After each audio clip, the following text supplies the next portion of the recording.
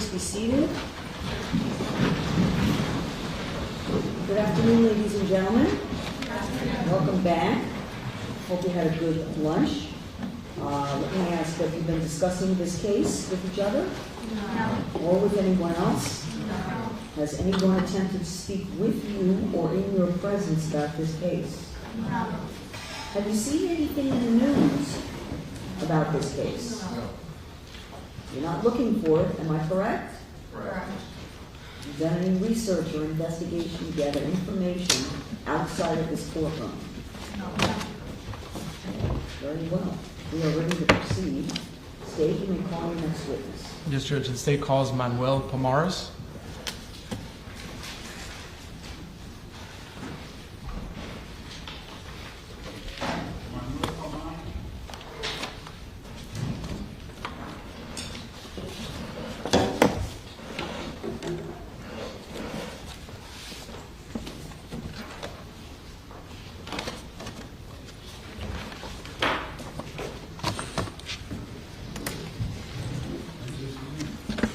Sir, please step forward, face the clerk, raise your right hand to be sworn. Do you solemnly swear from the testimony you're about to give will be the truth, the whole truth, and nothing but the truth? I do. You may have a seat, sir.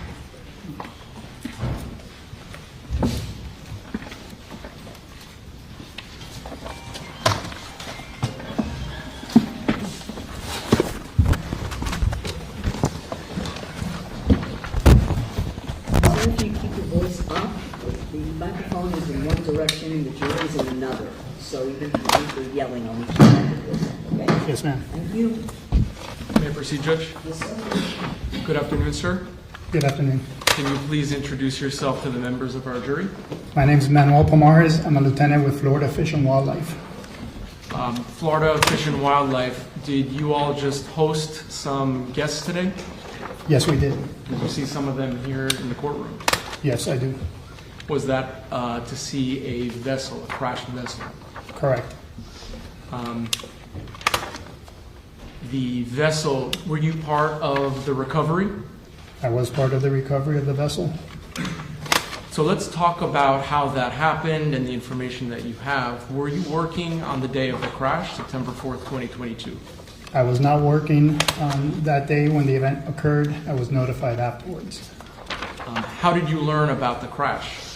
I believe I was called either to my personal phone or my work phone, notified, and then I would have come out shortly after that on the clock and responding to phone calls and trying to gather information and see what needed to be done at that point. Where did you respond? Initially, I was just on the phone gathering information because I didn't know where to go until more information started coming in. The location of the accident was Cutter Bank, which is a remote area that even if I left right away, I wouldn't have been able to go to. So it was more beneficial for me to get additional information and see what was needed before I left and responded somewhere. So where did you drive to? Initially, I just stayed at the house making phone calls, coordinating. Eventually, I ended up, I believe I went to Walmart and bought water, and I believe one of my counterparts bought food because at that point in the evening, we had to keep officers keeping watch on the vessel because the vessel was overturned in Cutter Bank, adjacent marker 15, and we knew we weren't going to be able to recover it that day, so we needed to maintain custody of the vessel and have somebody watching it overnight, so we had to make arrangements. Okay, let me stop. Sorry. We're going to go slow. You're talking fast, but we're going to go slow, okay? Got it. All right, so you go to Walmart. Correct. Why did you go to Walmart? For supplies? Went to Walmart to get supplies, water and drinks for our officers. And then after you get the waters and drinks and food, do you go to Black Point Marina, or where do you go to? I responded to Black Point Marina, and I arrived there as the fireboat was arriving with victims that had not been transported because they weren't as severely injured as the ones that had been airlifted. Okay, so at this point, it's dark outside, it's nighttime? That is correct. Okay. Now, as a lieutenant, can you tell me what your responsibilities are? Okay. I'm an investigative lieutenant. I was an investigative lieutenant at that time. And part of my responsibilities are to provide the investigator, the lead investigator, with any assets he may need, assist him in any way that I can. Due to the remote area, the accident happened in southern Miami-Dade, almost northern Monroe County. So me getting there wasn't practical. I wasn't going to make it there in any time to be of use to my team. Now, the lead investigator in this case, Lieutenant Thompson, at the time he wasn't a lieutenant, did you oversee him, or is that a different lieutenant? He was supervised by a different lieutenant. His name is Lieutenant Daniel Miranda. On that evening, I believe Lieutenant Miranda was not available for one reason or another, and I was the one who initially responded that evening and helped out and supported Investigator Thompson. Okay. So you mentioned that you saw some of the less injured passengers. Did you specifically interact with them at Black Point Marina? No, I did not. Okay. They were coming off the vessels, going to their family members, and I did not impede in that or stop or take any action in that aspect.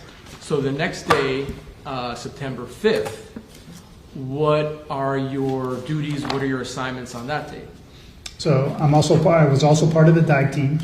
So part of our duties was to document the scene or the crash site. We had come up with a game plan to respond out there on one of our patrol vessels. 3 members of the dive team, I believe it was Officer Saavedra, Oscar Saavedra, Lieutenant Ryan Smith, and myself were dive team members. And there was an officer, I don't recall at this point, that was driving the vessel, shuttling us around. All right, so how do you become part of the dive team? Do you have to be trained and certified? You have to have certification first, and then you have to go through an interview process and be selected. Did you receive all of the necessary training and certifications to become part of the dive team? Yes. And just as an aside, how long have you been with the Florida Fish and Wildlife? I'm in my 29th year. Formerly, the agency was called Florida Marine Patrol.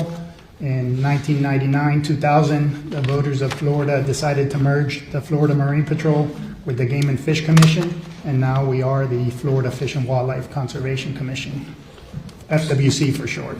So do you have a long or many years of experience diving? Yes. So in preparation for a dive, I imagine, do you have to put on a suit? Or what do you wear? In this case, we didn't have to put on a suit because there wasn't contaminants.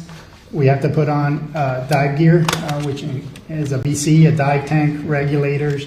So all that had to be loaded on the boat because obviously it was far away from the mainland. So let's break that down. Can you explain what that equipment that you just referred to is and how it assists you? Absolutely. So it's scuba gear, self-contained underwater breathing apparatus. So it's basically a BCD, a buoyancy control device that inflates to help you control buoyancy. Okay. You need to put that on. Behind that, that holds a dive tank, which has your air supply. And then you have regulators that bring the pressure down from what's in the tank to something you can actually breathe, to be able to breathe underwater. So. And do you have to regularly receive additional training, either yearly or anything like that? Yes, we typically try to do it monthly at minimum. Sometimes we don't because there's call-outs and other situations where we dive more often than that. So it all depends on what is occurring in the field. So where do you leave to do the dive? Where do you leave from? I believe we left from Coconut Grove and loaded on my patrol vessel in Coconut Grove and responded from there. And, you know, we've heard testimony about Cutter Bank. Did you know where in Cutter Bank the wrecked vessel was? Yes.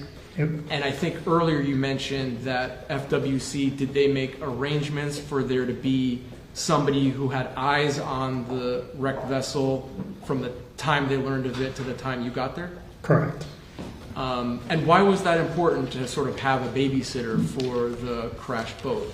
It's important to maintain chain of custody and make sure nobody messed with the vessel or took anything from the vessel. It could have also been a navigation hazard. People that navigate that area might not know it was there, especially at dark, and somebody could have run into it. So was that a priority for FWC to make sure that happened? Absolutely. Okay. So when you arrive at the area of the crash site, what do you see? There's an FWC vessel. There's also Miami-Dade vessels because Miami-Dade was assisting us with their dive team to facilitate being more efficient. And is that common that Miami-Dade would assist FWC in a dive like this? Yes, multi-agencies come together to help in situations like this, whether it's a crash or a significant event. We often work together. Okay. So had you been to Cutter Bank before? Yes, I've patrolled Cutter Bank before. All right. And I know the jury has heard this description a few times, but can you just briefly describe what Cutter Bank looks like and the markings? So Cutter Bank is a narrow channel. I describe it best as a funnel. If you're looking at Biscayne Bay is very wide north of that point, so the channel markers are spread apart and you have deeper water. So navigation north of Cutter Bank is more lax, if I could describe it that way. You're not as worried about running aground or having to go exactly in the markers. When you get to Cutter Bank, if you think of it as a funnel, you've got to go through this corridor where you have flats, very shallow water on both sides. So you really have to pay attention when you're going down or through Cutter Bank.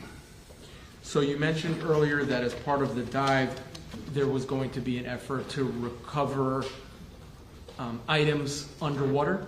Correct. Did you also document the scene with photographs? Yes. All right. And did you document the area of the boat crash as well as the nearby channel marker? Yes. Was there a Dayglow 15 marker at the top of the pillar when you got there? No, the dayboards, which would have been number 15, it's a green square, and there should have been 2 of them on the top of the marker so that if you're navigating from north to south, you could see one, and it tells you the east side of the channel. And then if you're navigating from south to north, you would see the opposite one as you're traveling northbound, and it'll let you know the east side of the channel. Okay. I'm showing the defense 2N and 2Z for identification, if they could take a look.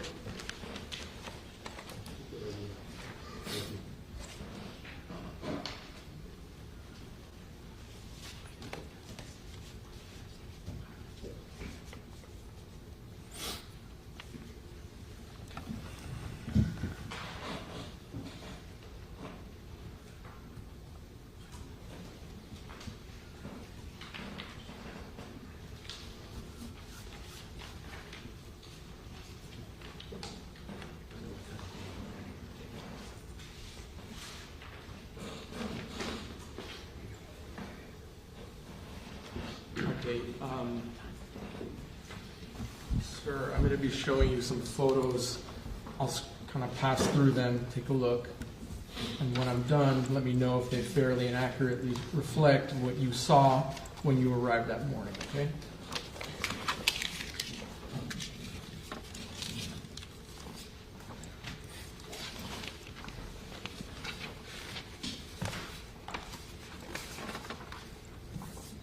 Do they? Yes, and I arrived, I believe, around noon or shortly after noon, just to clarify. Your Honor, I ask that 2N through 2Z be introduced into evidence. No objection. Thank you.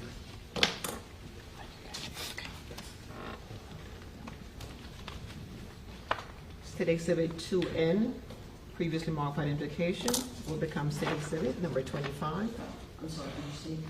2N will become State Exhibit number 25. Thank you. You're welcome. 2O, 26. 2P, 27. 2Q, 28. 2R, 29. 2S, 30. 2T, 31. to U, 32, to V, 33, to W, 34, to X, 35, to Y, 36, and to Z, 37. Thank you, Madam Clerk.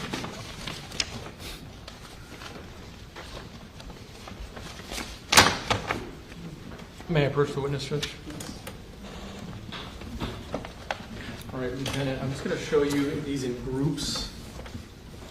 So I'm going to show you 25, 26, 27, and 28. Do these all show the perspective that you had of the capsized boat in relation to the pylon? Yes, they do. And are these photos, were they taken by you yourself? Yes. All right, may I publish these, Judge? Yes. And do these photos just offer different perspectives on the scene? That's my question? Yeah. Yes, that's the perspective, looking from the marker in a southeasterly direction. You can see what would be Key Largo and Pumpkin Key in the background, in the horizon.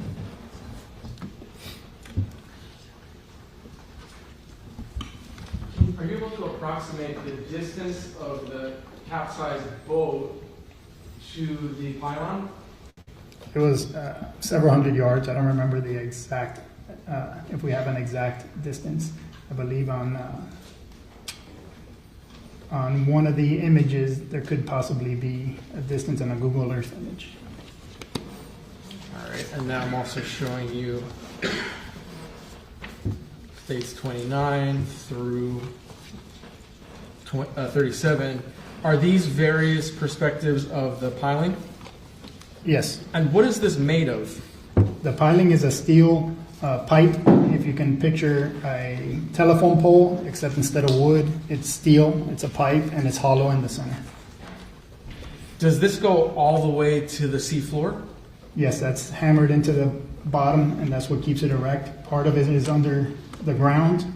Then you got what's not visible, that's below the water to the ground, and then you have what remains above the water line. And who installs these?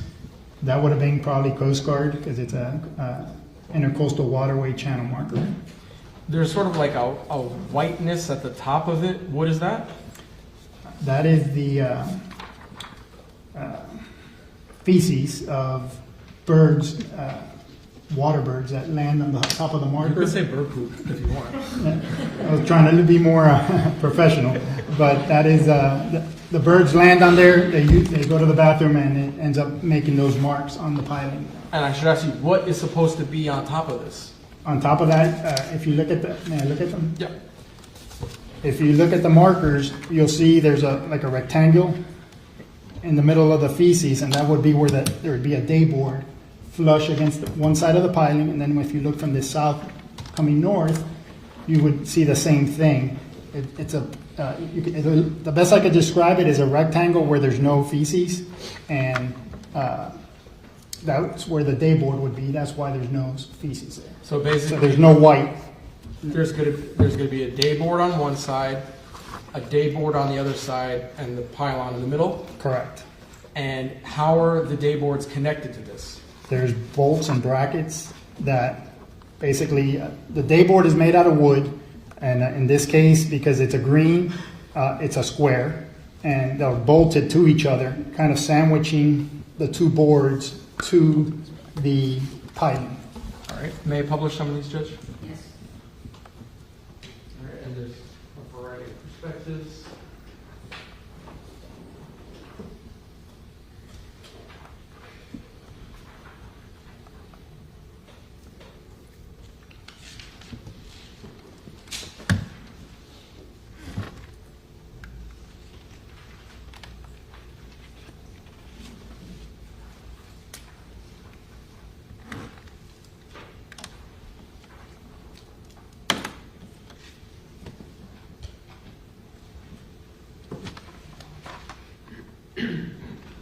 The dayboard markers, what are they made of? They're typically made of plywood, and they have some kind of laminate adhesive sticker on the face of it that faces out from the marker. And it's typically has some kind of reflective material so that and when vessels navigating at night, the operator could see the markers and make it easier for them to identify the markers ahead. What are the dimensions of the placard on, what are the dimensions? I contacted Coast Guard and they advised me it would be 3 by 3 feet by 3 feet. And I brought a piece of cardboard. Wait. Oh. I'm showing you the fence what's marked for identification, 3A through 3H.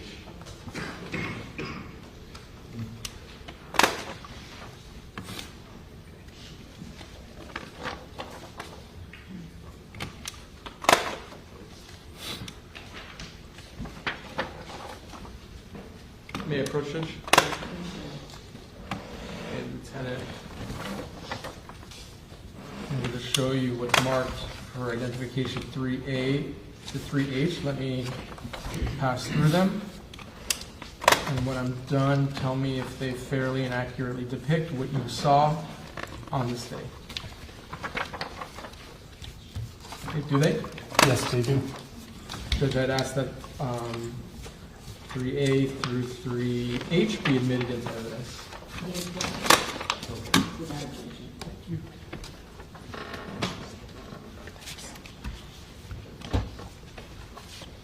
State Exhibit 3A, previously marked for identification, will become State Exhibit number 38. 3B, 39. 3C, 40. 3D, 41. 3E, 42. 3F, 43. 3G, 44, and 3H, 45.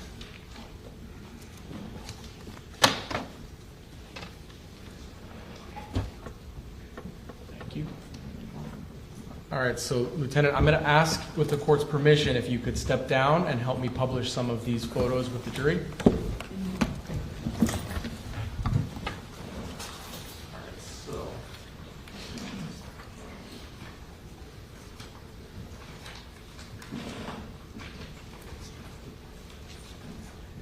What are we looking at in this photo? If you could just hold it up for the jury. This is an image that I took. This is the vessel upside down. It's sitting on the bay. There's a shot of water. The treetops, which would be the roof, is actually on the bottom. So it's sitting there. It's not floating. It's sitting on the bottom. The grass, it's difficult to see, but you can see it's a grassy bottom. So it's just sitting like we're sitting on somebody's front lawn upside down. All right, thank you. Right there. I'm showing you what is a 40. Does this show damage to the vessel? Yes, it does. Okay, can you show yours? And now, that damage, what material is that? This is fiberglass, which is and gel coat and paint that make up the hull or the underneath and side of the vessel. In this case, it's a Robalo. That is the manufacturer, it's the same Ford and Nissan. Robalo is the manufacturer of the vessel. You could have a seat. I'm just going to publish that.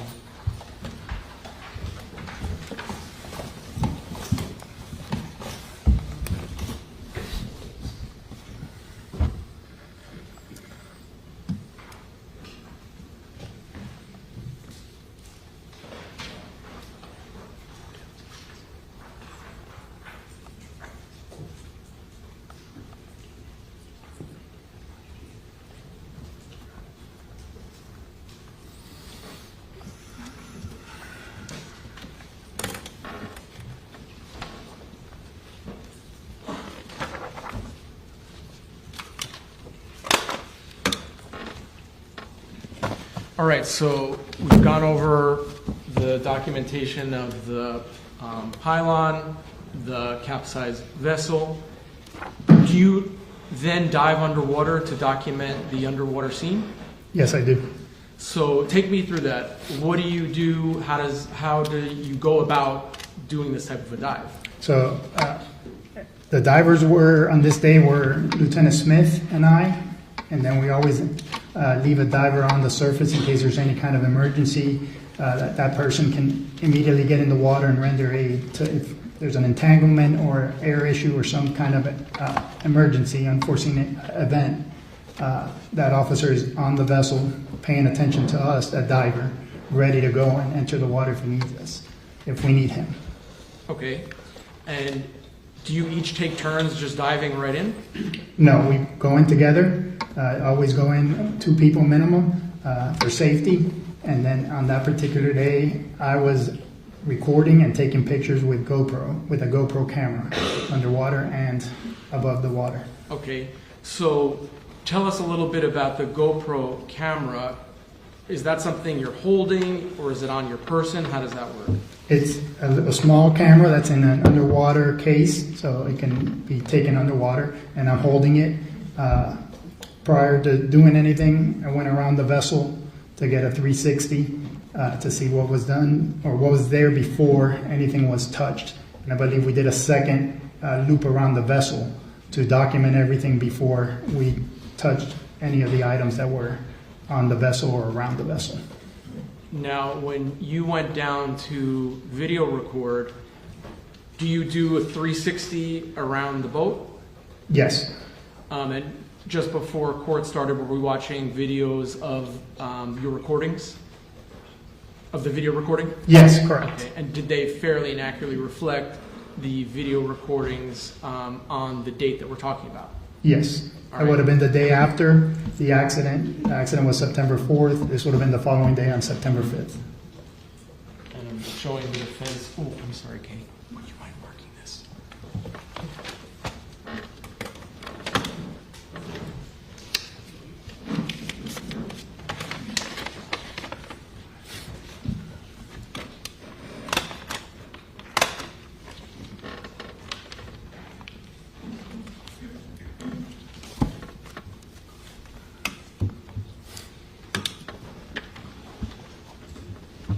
Showing defense for arm.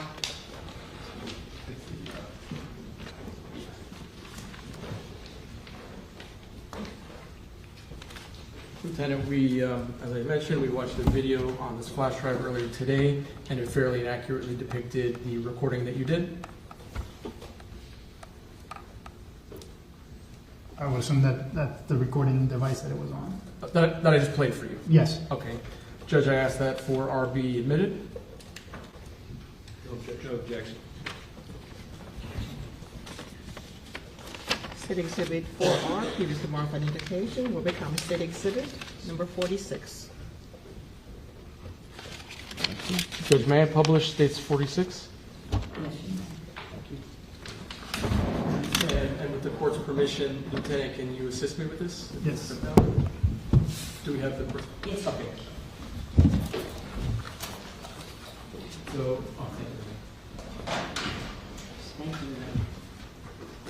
So Lieutenant, I'm gonna sit. Can you stand right next to the screen? Yes, sir. All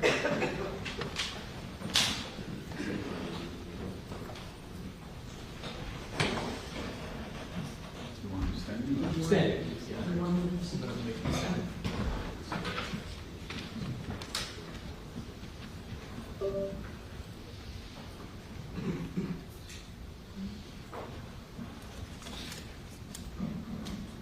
So the first file for the record is GOPR 1521.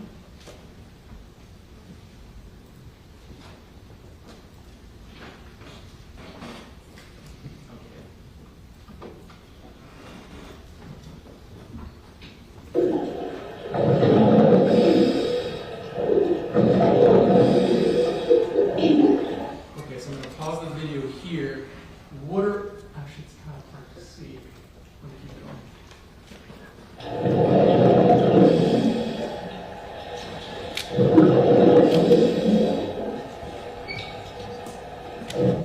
So, I don't know if it's a little bit hard to see on this screen, but what would you call this resting at the bottom? This is the side of the center console or the T-top. The T-top would be the roof portion. The center console is the fiberglass cube with the steering and the screens are. And so this T-top, is this where the captain of the vessel would be when they're operating? It would be behind it, behind the steering wheel. It's hard to tell exactly what direction that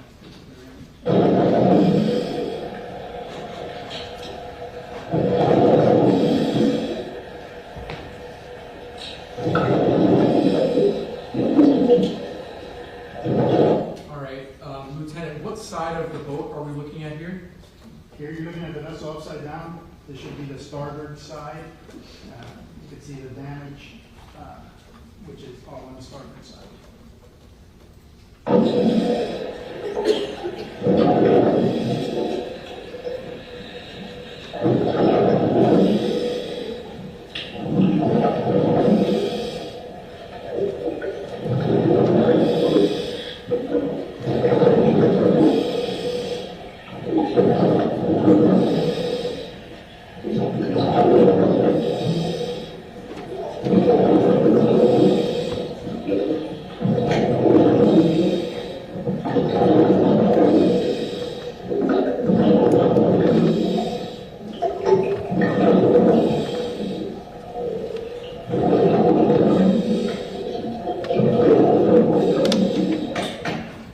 And right at the end of the video, I'm just going to go back to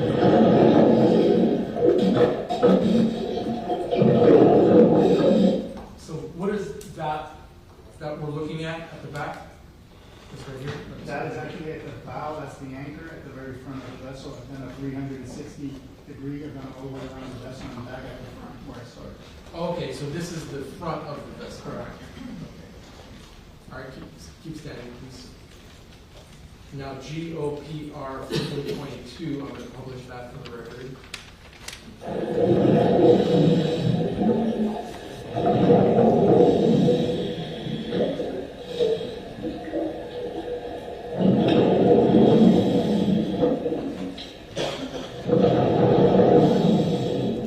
Are you able to tell what that is right there?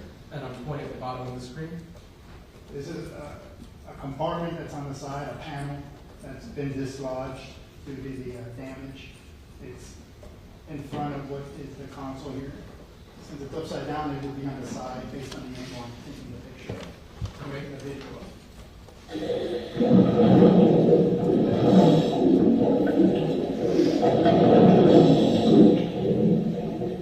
So is this video sort of a closer perspective than the last video? Correct. This one's more trying to get closer into the vessel. The other one was like further from the vessel itself.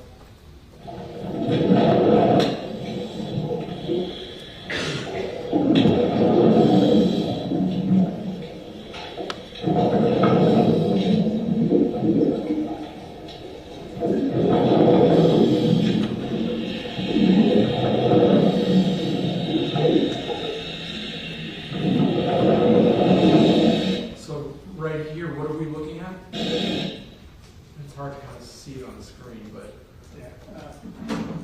Again, the vessel's upside down. You're going to see the top, which is the T-top here, the underside of it, because the part that's normally up to the sky is sitting on the bay bottom, and there you may have some grass where it's sitting on the grass.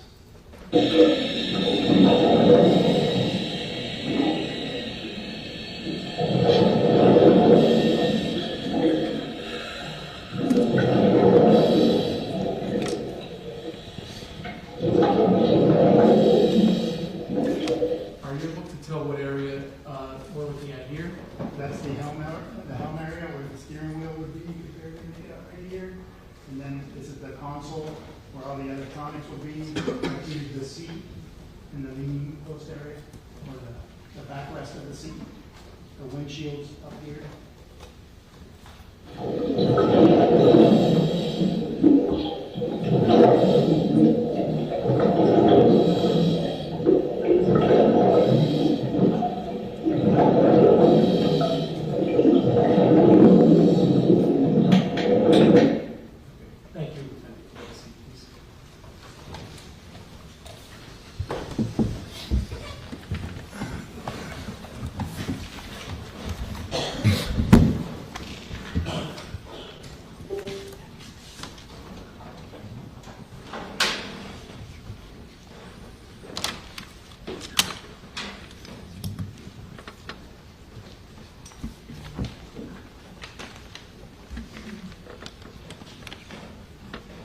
All right, so you mentioned earlier that some underwater photographs were also taken, correct? Correct.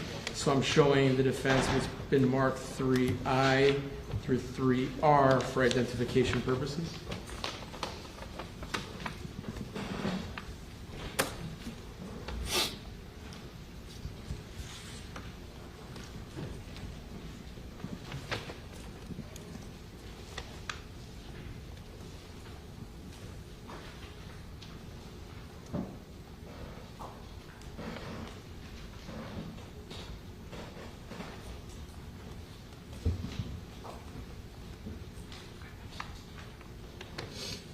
Okay, may I approach, Judge? Yes, you 3I through 3R. I'm going to go through them with you. Please take a look, and then when I'm finished, I'm going to ask whether or not they fairly accurately depict what you saw underneath the water when you were diving.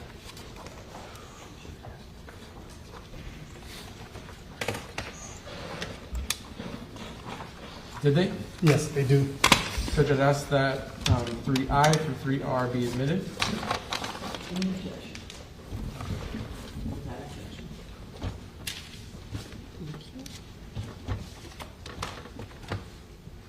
State Exhibit 3I, previously marked for identification, will become State Exhibit number 47. 3J, 48. 3K, 49. 3L, 50. 3M, 51. 3N, 52. 3O, 53. 3P, 54. 3Q, 55. And 3R, 56.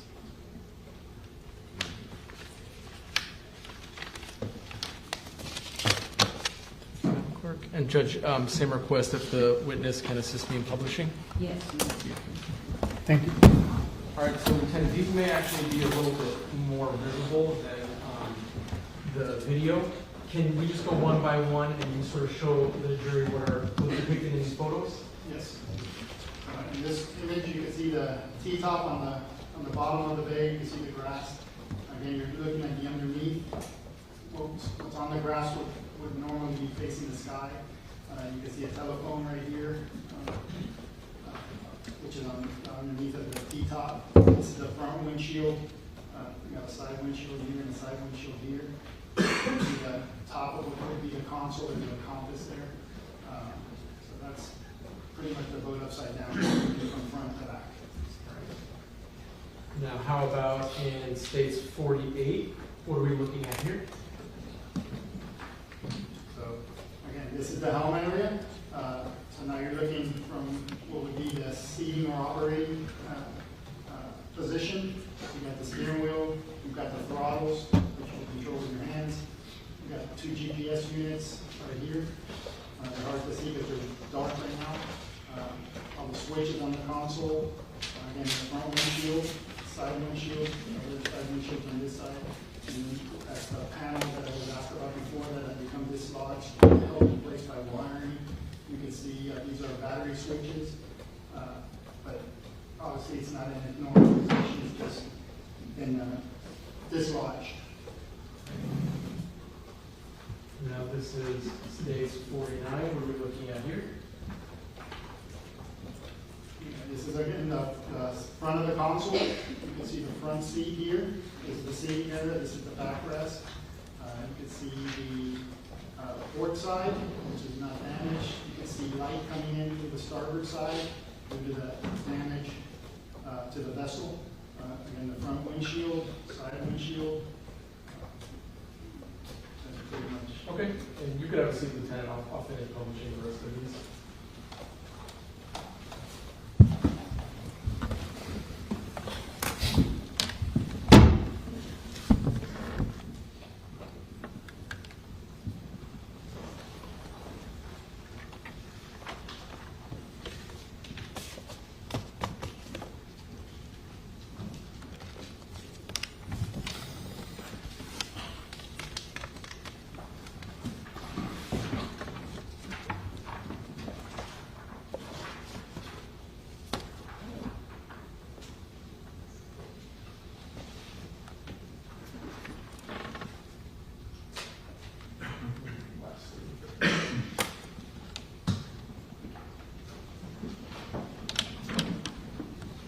because the boat is upside down, Lieutenant, I guess a better way to see everything as what it really is to kind of like flip the picture. Correct. It would make it easier to see what you're looking at, but it's just turning the vessel upside down.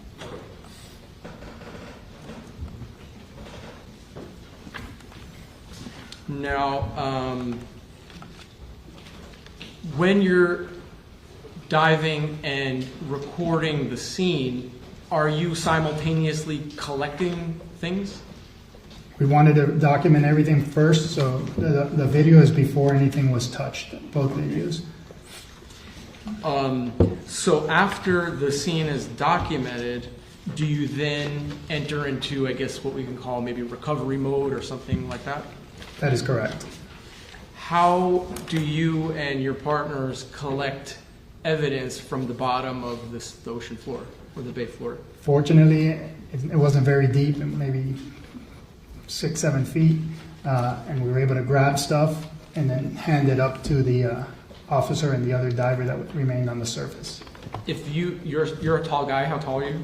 6'2". Okay, if you stood on the floor of the bay, do you think you'd...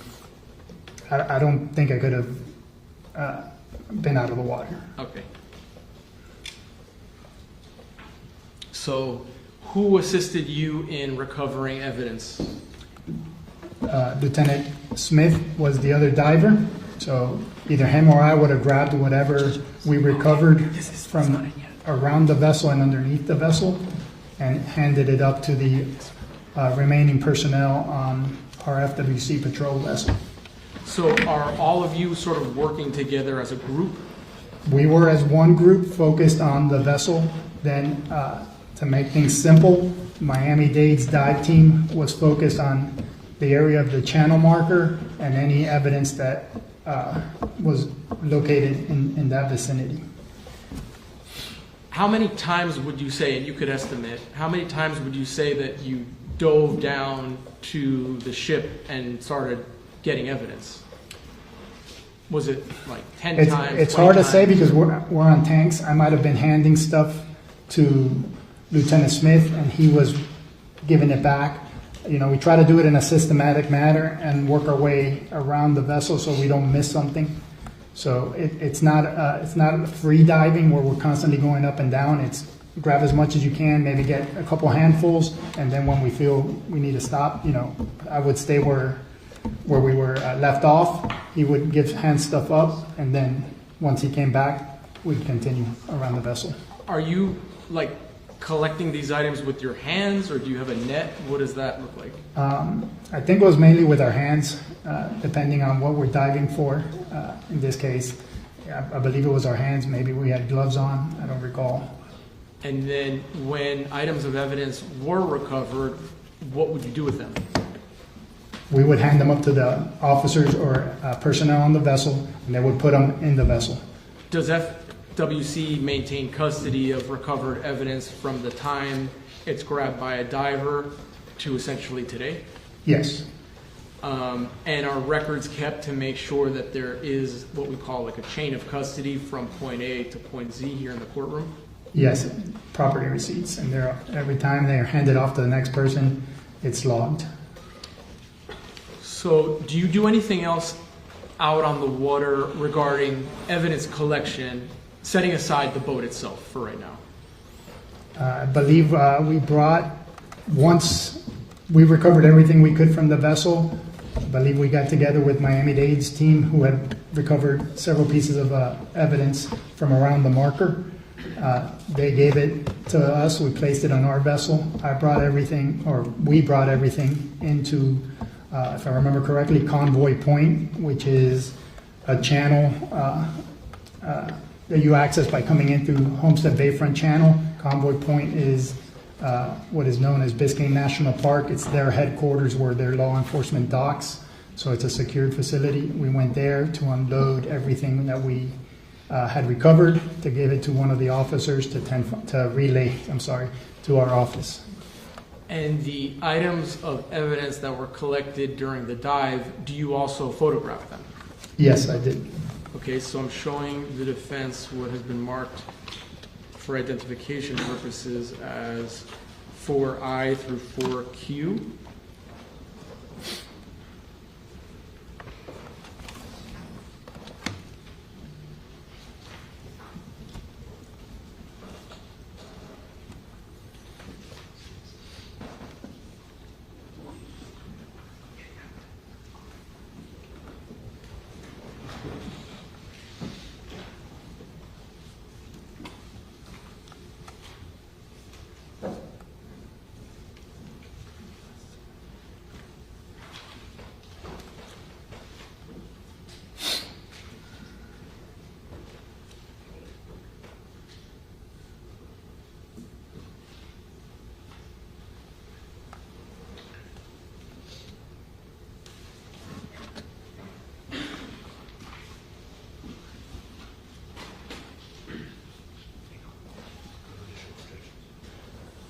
There's no additional objections, just preserving a prior objection we did.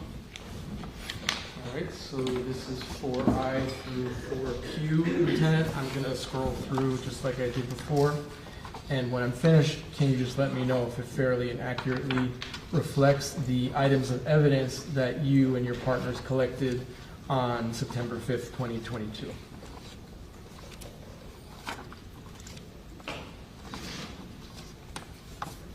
Does it?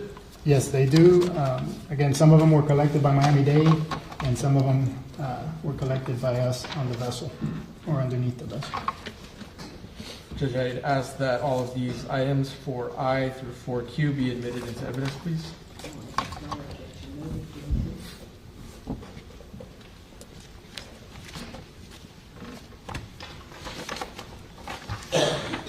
State Exhibit 4I, previously marked for identification, will become State Exhibit number 57. 4J, 58. 4K, 59. 4L, 60. 4M, 61. 4N, 62. 4O, 63. 4P, 64. And 4Q, 65.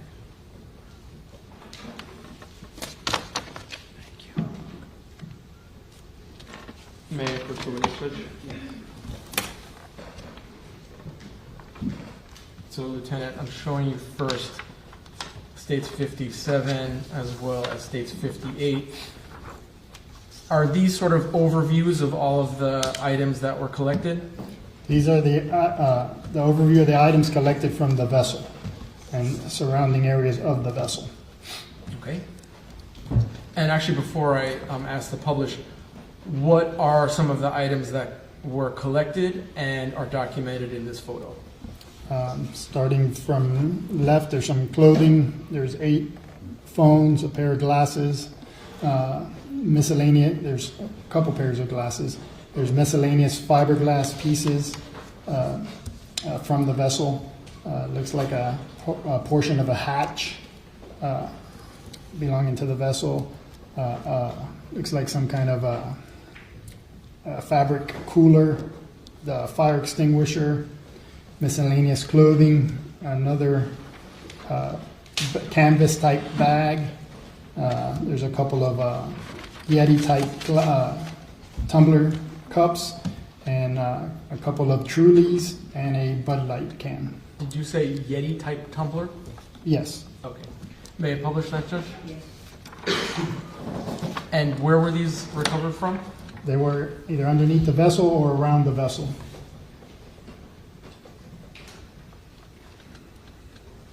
We're going to look at some close-ups in a moment.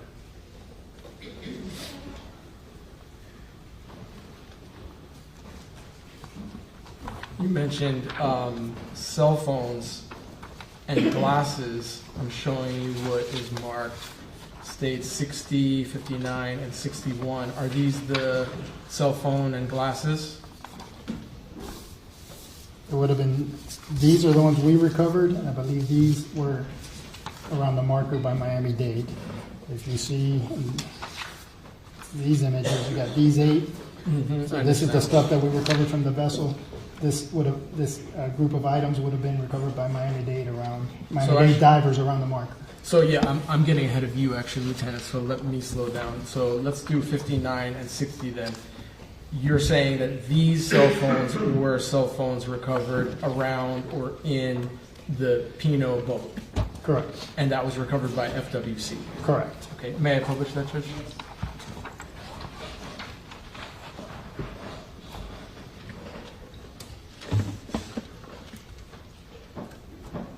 I think there are 8.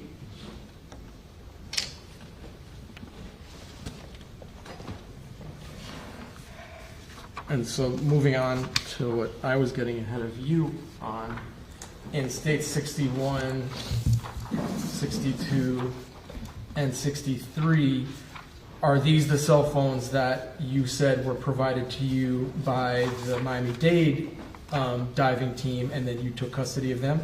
That is correct. And in this image, you have, again, a tumbler type Yeti style stainless cup, 4 pairs of sunglasses. We've recovered a couple gold colored earrings and 3 cell phones. Okay. May I publish them, Judge? Yes.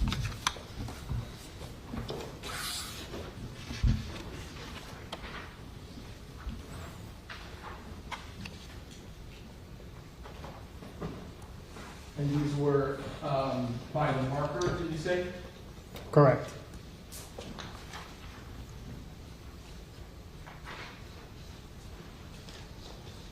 Were there also some IDs in one of the phones? Several of the phones we were able to identify because they either had little pockets or between the phone and their cases, they had identifications on them. Okay. Now I'm showing you what's in evidence as state 64 as well as state 65. What do these photos depict?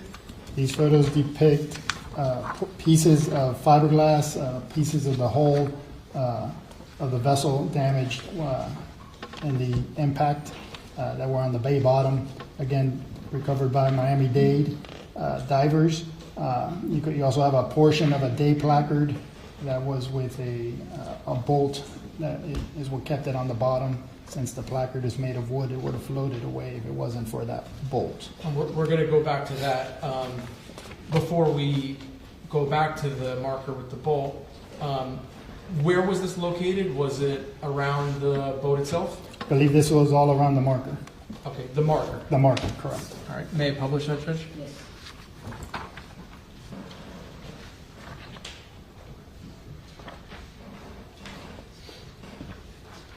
Okay, so the piece of the green marker that's in this photo, did you bring that with you to court today? I did.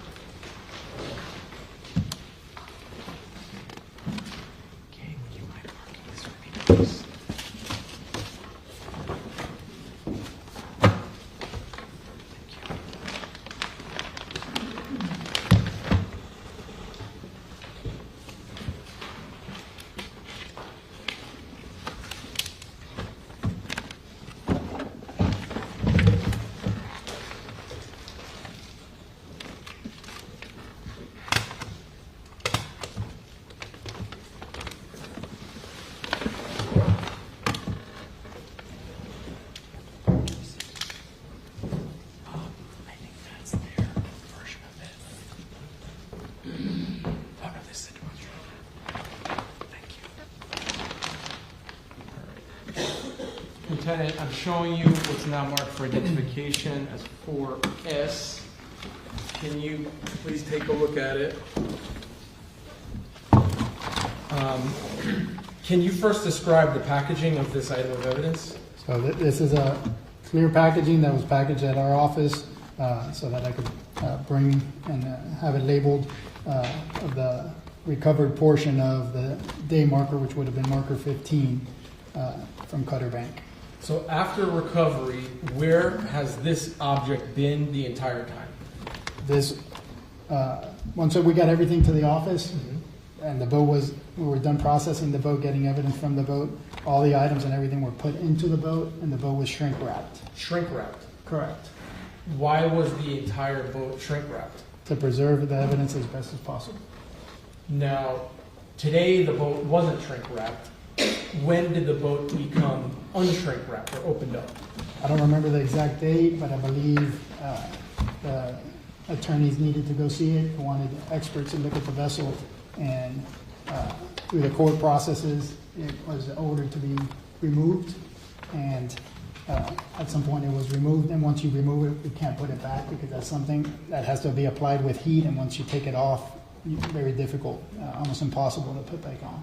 So just to break that down, are you saying that the state and the defense inspected the boat immediately after the shrink wrap was removed, and now the way the juror saw it is after the shrink wrap was removed?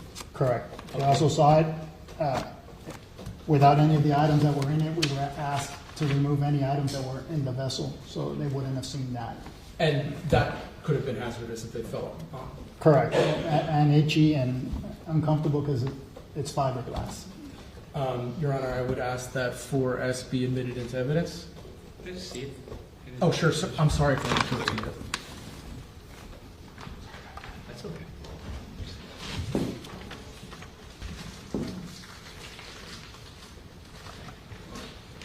I would be asking that this be admitted into evidence, Judge.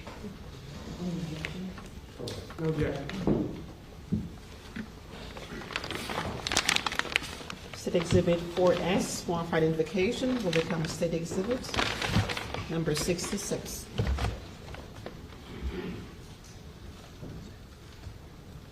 Thank you. And if the witness could step down to help me. All right, Lieutenant, so I'm going to hand the marker to you. Can you sort of explain how it's made, what the bolt is, if you can do all that, show it to the juror? So what you're looking at is a portion of the dayboard or marker. It's a corner portion. You can see a straight edge here and a straight edge here. I don't know which corner, but it would have been a square. The green tells the operators of the vessel what side of the channel you're on. In this particular case, you're on the east side of the channel. The green, they have numbers also, so that you know as you're looking at a GPS or a chart what actual marker you're at, and then that helps you identify which way you're going when the next marker is in sequence. Because if you miss a marker, you can deviate from the channel, run around, and cause damage to your vessel or your boat. So again, it's made out of plywood. It's got some kind of wrap or adhesive. It helps get it discolored. It's like a vinyl material, the best way to describe it. You see that there's a bolt here, and that is what actually kept it on the bottom, because it being wood, it would have floated away like the rest of the marker probably did, because once we got there, there was no dayboards. So the environment we work in is a dynamic environment. It's not like on land when something lands, it's going to be there. On the water, it's very different, especially if it floats. Either the current or the winds and the waves would take it away if it floats. So in this particular scenario, this rod, which is what holds, as I described before, we got a piling like a telephone pole, and you've got two pieces of wood. A rod goes to the sides, holding one to the other, and sandwiching them, keeping them affixed to the piling. Once the boards were broken and destroyed from the impact, obviously they came apart and wood floated away.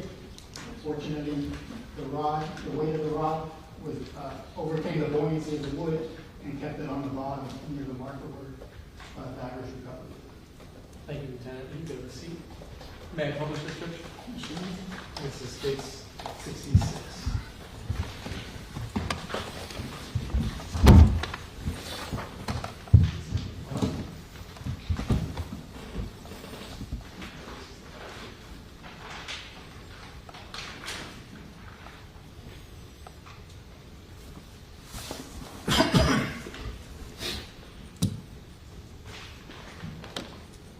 Now, did you bring another item of evidence with you to court today? Yes, I did. Oh. You said you did? Yes, I did.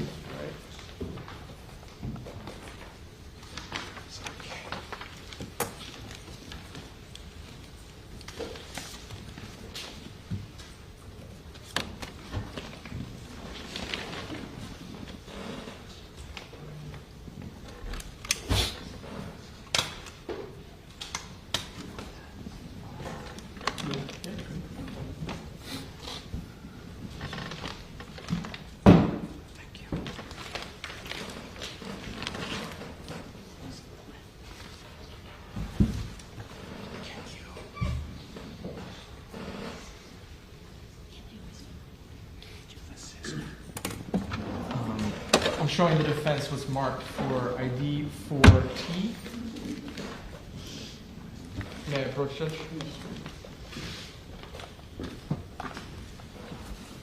Lieutenant, you mentioned that, before you do anything, you mentioned that you brought another item of evidence with you here today. Is that what I'm showing you in states 4T for identification? Yes, it is. And similar to the piece of the channel marker, was this in the custody of FWC from the time of its recovery to today? Yes, it is. It has been. Where was it stored? Was it also stored in the vessel? That is correct. And then was it removed before the jury viewing? That is correct. Okay. And then the packaging here, it's plastic wrapped. Did you do that for purposes of court? Correct. All right. So I'm going to ask that 4T please be admitted. No objection.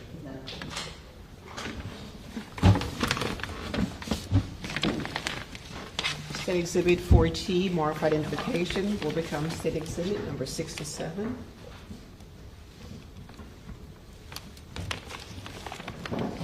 Okay.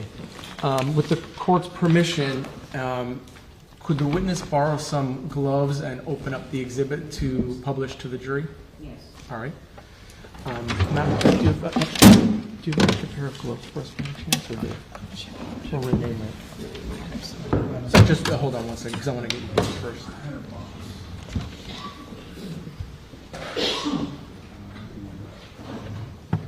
I'll bring you another glass for you.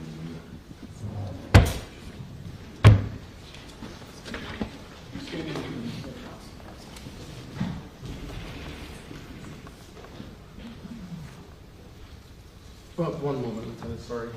Just waiting.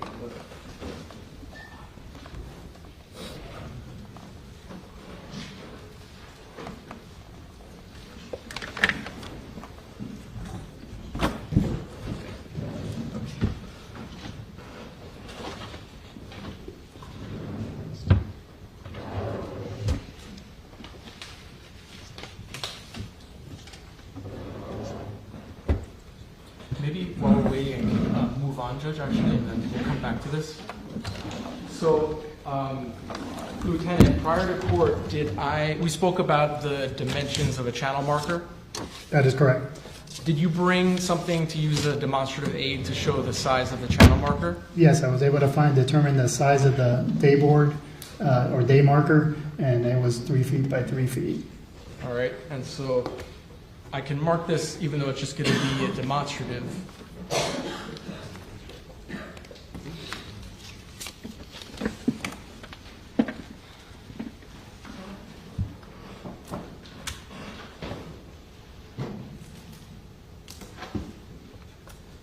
And just for the record, there's no writing on any of this, it's just a demonstrative.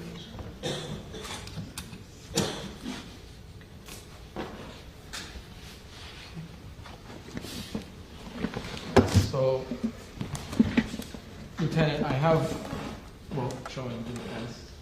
I'm showing you for you as a demonstrative. Is this the size of the channel marker 15? The dayboard, that would have been the size of each of the boards that goes on the pilot.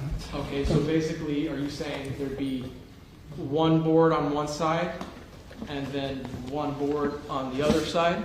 That is correct. Two. That is correct. And the size of each board is this? Correct. And this is put up so that boaters can know where to go? That identifies the channel and that aids the boaters in staying within the channel, and it's maintained by United States Coast Guard. And is this in day glow green, the real one? The real one would have some kind of reflective green to make it easier to identify at night in the darkness. Okay. All right, so I think we have the gloves now. Are they going to fit you, though? Yeah, one size fits all. Ms. Adams was suggesting that I do it, but you were here.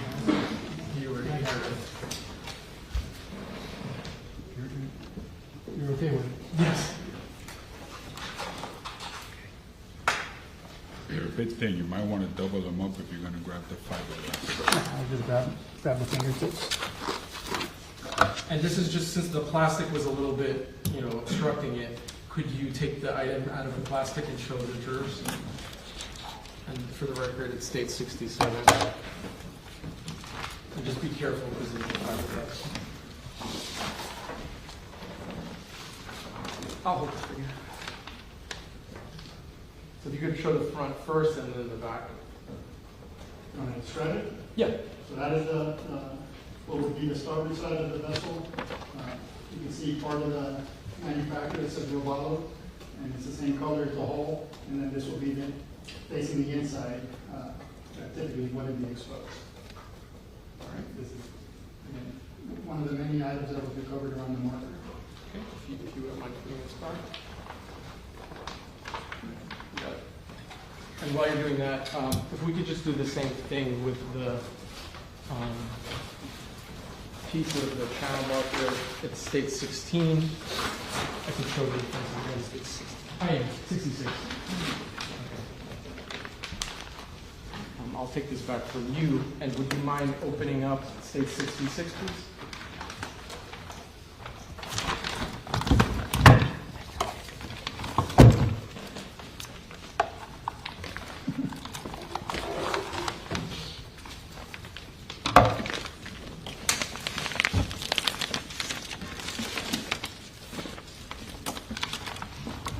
You're using your hands? They both. The glove. No, So Miss Adams was right. Your hands were too big.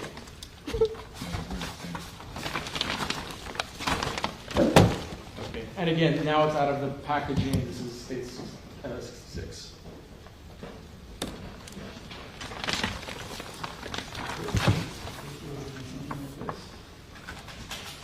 Actually, that's helpful.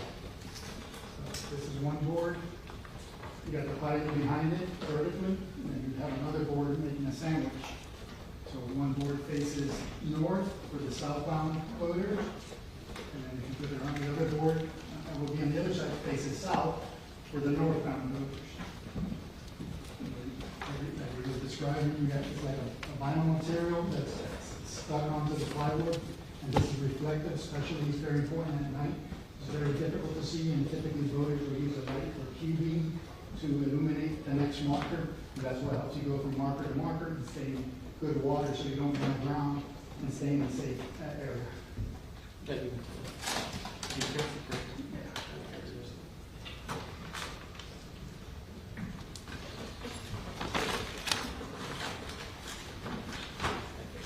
Good to see you.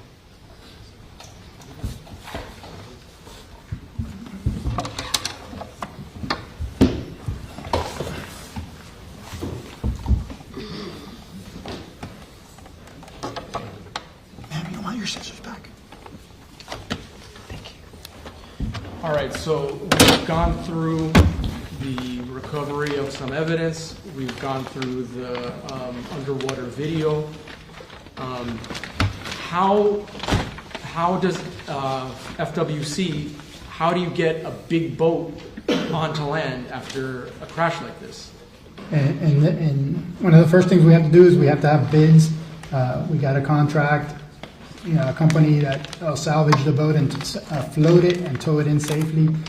Typically CETO or Boat US are the ones that first come to mind. There are others, but we have to get bids as part of the process due to the cost of something like that. it's several $1,000s. I believe in this case it was $8,000 was the lowest bid. And they go out there, they are trained in resurfacing the vessel, towing it in and keeping it dewatered, and then they'll take it to the nearest boat ramp typically, and we'll be waiting with our patrol vehicles and an FWC trailer that's big enough to place the vessel onto it. Were you present when the vessel was salvaged by the professional company? I was not. Who was present? I'd have to look on the, That's okay, no, it's fine. it would have been whatever officers were Assigned. assigned to watch the vessel the morning of what would have been the 6th. All right. Do you document the exterior of the vessel with photographs after it was salvaged? I believe the officers would have taken pictures during the process. I took pictures once it was removed from the water and onto the trailer. Right. Okay. So I'm going to show you what's been marked for identification purposes as 2L, 2K, and 2M. I'm showing the defense. Yeah.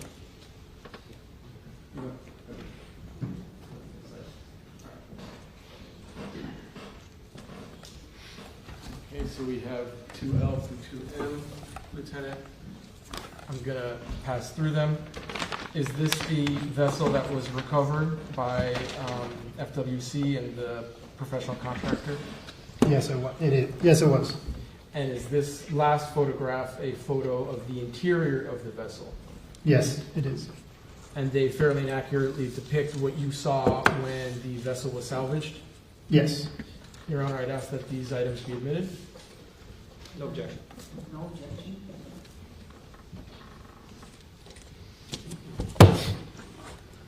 State Exhibit 2N, previously marked for identification, will become State Exhibit number 68. 2K, 69. And 2L, 70. Thank you. And actually, Lieutenant, before I publish these items of evidence to the jury, I just want to sort of ask you questions regarding your background and training. Have you ever received any specialized training in vessel crashes? Yes. Can you tell me about how you were able to get that specialized knowledge? When we're officers, we typically try to go to NASBLA boating accident training. So stop. NASBLA, what is that? I believe it's National Association of State Boating Law Administrators. It's a group that focuses on safety and boating safety. Now, when you actually attend, or how many hours of class did you attend for that? There's 2 different classes. I've attended both the primary class, which is level 1. It's a 40-hour block. And then at a later time, you would attend level 2, which is another 40-hour block. So a total of 80? Correct. Okay. So during those 80 hours, what are you learning about? You're learning about how to investigate boating accidents, how to look at evidence, different types of evidence, looking at the damage on the vessels to try to determine how the accident happened. With technology, we can look at GPSs, telephones, looking at anything that has evidentiary value that can assist in bringing the picture together as to what occurred, whether it's a multiple vessel accident or in this case a vessel and a marker. You're looking at the evidence that you have before you to make that determination. Sometimes you're fortunate and you have electronics like GPS or phones that you can download, and we've learned over the years to use that to be able to get additional evidence to help us hone in on what happened. They'll provide times, coordinates, different things that can assist the investigation. In some cases, you do not have electronics. Not every boater is required to have a phone or a GPS. So you might have an accident where there is no electronics. Let me stop you real quick because I want to focus more on, is there a way that you can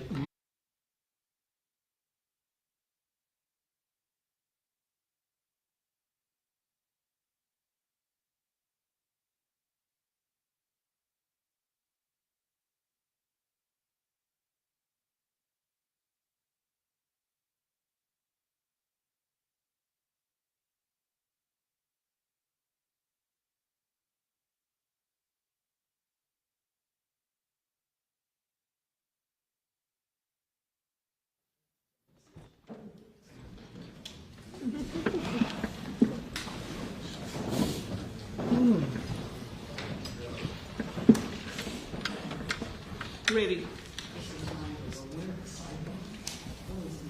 So if you would like to speak to each other, you just go outside to do that.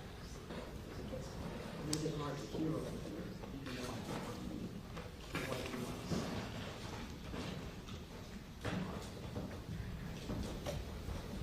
So we need to take a very brief, this is just a brief break, it's not our coffee break yet. Okay, just a brief break. Are there enough chairs in the jury room? Yes, unless someone moved them. Let me count them real quick. I want to make sure, because I'm just going to ask the jury to step into the jury room.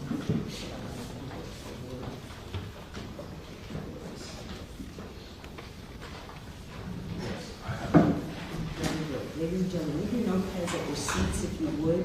Just step into the jury room. This will take a minute. All right.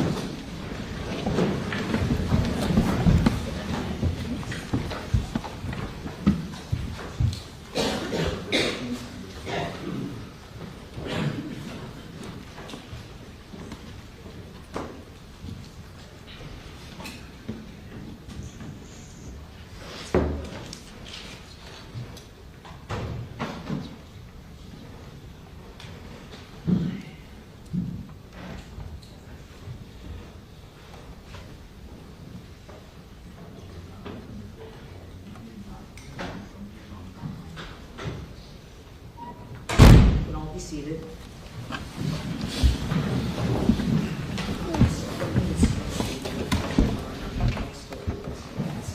So please refrain from using phrases like scientific phrases, force or speed, or anything that would imply that you're testifying in an expert type of capacity. Because you are an accident reconstructionist, we understand from your testimony what information you have. But listen carefully to also counsel's questions, and just refrain from using any type of technical language in your testimony. Yes, ma'am. Okay. Okay.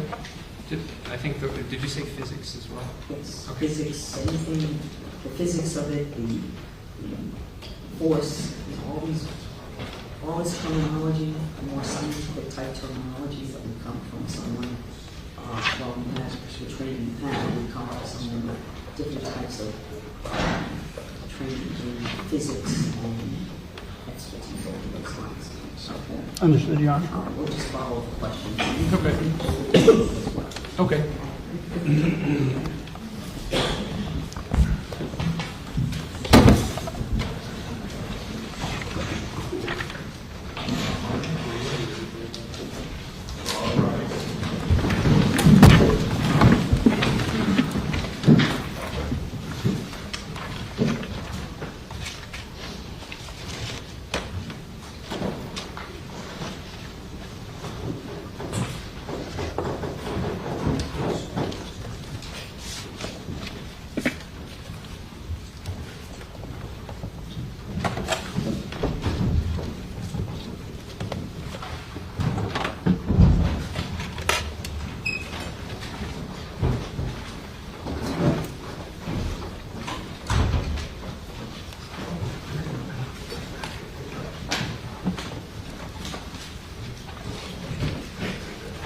You are going to be seated.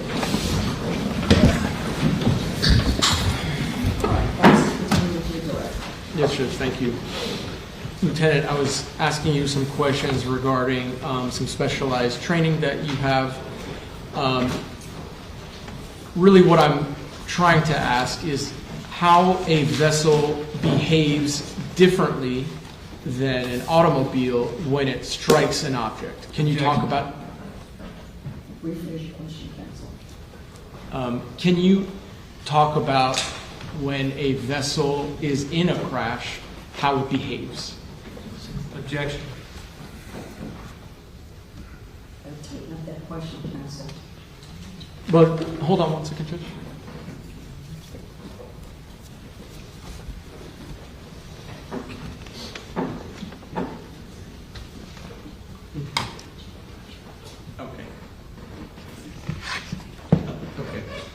Lieutenant, when we were at the jury view of the boat, was there different types of damage to the vessel? Yes. All right. Can you describe different types of damage to a vessel that you would see? Objection, Judge. To the vessel in question?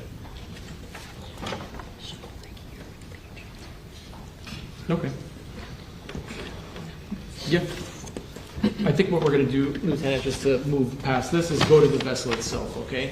Yes, sir. So this is already in evidence. And let's start with states 69, okay? Can I see it one more time, please? Oh, yeah. That's it. Yeah. That's the only. Well, I'm going to show them this for right now. May the witness step off the witness stand, Judge? Yes.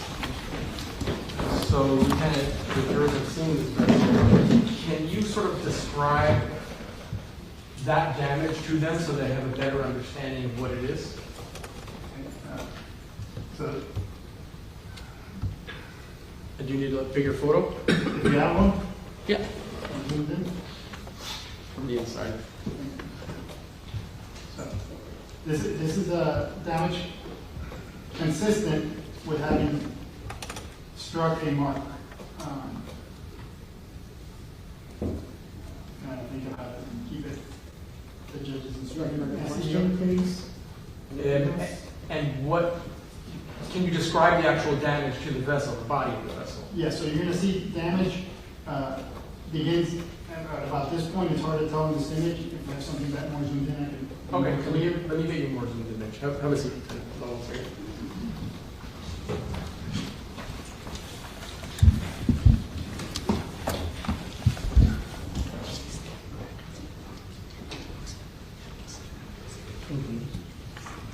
Yep. Madam Clerk, can you mark this for me, please?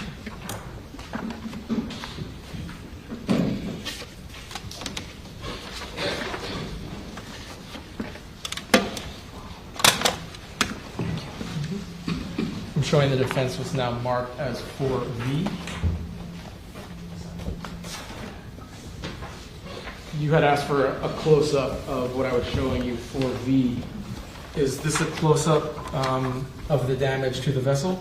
That is from the stern. All right, would this aid you in explaining the extent of the damage to the jurors? It will help. Do we have one from the bow? Where the initial impact?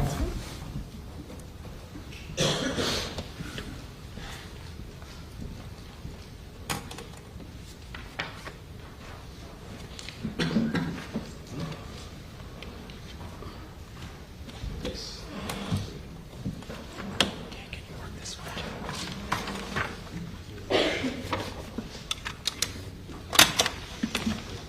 And then one more, please, right here.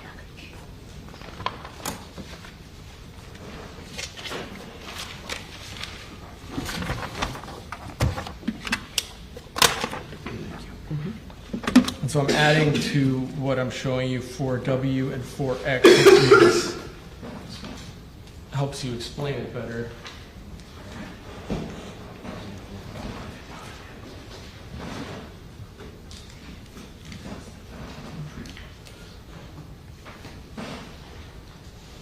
May I have research? So this is 4V, 4W, and 4X for identification.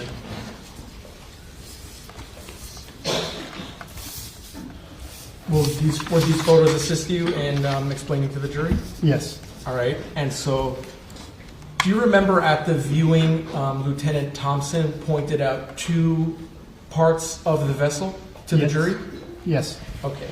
And so those parts of the vessel, are they depicted in 4W and 4X? Yes, they are. All right. And are these two separate locations, one towards the front and one towards the middle? That is correct. Okay. I'd ask that all three of these photos be admitted, Judge. No objection. Without objection.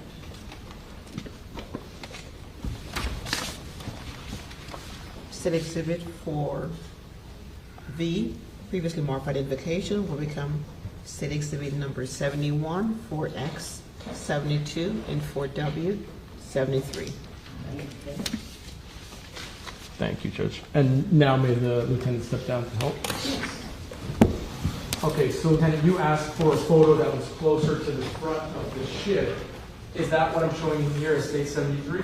Yes. All right, can you use this exhibit to show the jurors what you wanted to show them about the impact? So what you can see on this image of the vessel, you can see a portion of green here, which that's where that vessel made contact with the dayboard, and that's transferred, which you can be seen here, and that is very close to the initial impact point. Is one of the furthest forward portions of damage on the vessel, and you've got transfer from the dayboard, which would have been the green marker. All right, and now midship, State 72, does that also show transfer on it? Yes, it does. And can you sort of point to it for You the can see jurors? there's green transfer here, and then that tells us that also made contact with the dayboard, leaving a mark.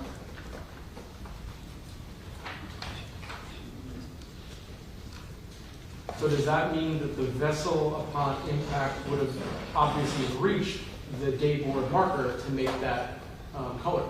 That is correct. All right. And then lastly, going to the full ship photo, photo 71, can you sort of explain what we see in the damaged part of the vessel? What is the breaks in the vessel? So the damage you see is damage consistent with the piling making impact, or the vessel making impact with the piling. And that's why you're missing sections of the vessel. And it's when it's actually pushed in, it's very difficult to see in the vessel from. So are you saying that the piling struck the body of the vessel and then the marker scraped along the top? No. So the vessel struck the piling. Right. Is the first thing. As the vessel's going by, it hits at the front, where it transfers. Remember, the dayboard is on the top, at the very top of the piling, so it's very high. The higher portion of the vessel and the furthest out from the vessel would have been near the bow on the starboard side. That contacted the dayboard. As that is getting crushed in, and it's leaving a mark due to the contact, then the vessel impacts the actual piling, crushing the side of it. And remember, the vessel's tendency would also be to lean because of the impact with the marker at the same time, exposing the underside to getting crushed by its force against the steel pipe. Objection.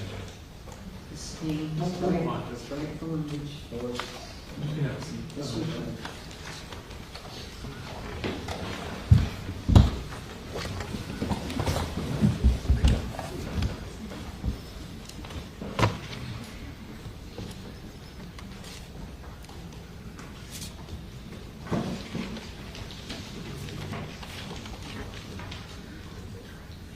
So if you were to be in a boat and bump into a buoy, what direction would the vessel go towards? Objection. Oh, You could answer, Lieutenant. Thank you for being here. Okay. If you clarify it a little bit more, a buoy is not fixed, so it's going to have to depend on the current and where the vessel, what direction the vessel's, and what So side of the vessel's. Let's just use this as an example. If a vessel hits a stationary object, what direction would you expect the vessel to go? It's going to,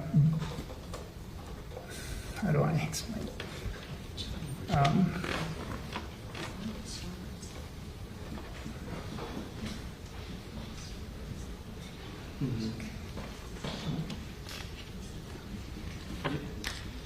And again, looking at what happened here, if the front starboard side impacts a stationary object, where would you expect the vessel to go? The vessel's going to start to heel over as the collision is happening, and the damage is wanting to slow the vessel, and the vessel's forward motion wants to keep going. Therefore, it's crushing what's making contact from the vessel, fiberglass, with the steel piling in this case. Okay. And thank you, Lieutenant. I know that took a minute to get through, but thank you. I appreciate your patience. So let me ask you, earlier you had mentioned GPS, okay? Did you recover the GPS in this case? The GPSs were documented. There was 2 of them on the vessel. I believe the brand is Simrad. They were documented when we dove the vessel. Ultimately, they were removed once the vessel was brought to shore, and I was the one who removed them. And Simrad, what is Simrad? Simrad is a brand, just like saying Garmin or Apple or some other make of the product. Now, prior to removing the Simrad GPS from the vessel itself, do you document it? Yes. Photographs? Yes. Okay. So I'm showing you what's marked for identification, 3S through 4H. And before I do that, let me just show the defense.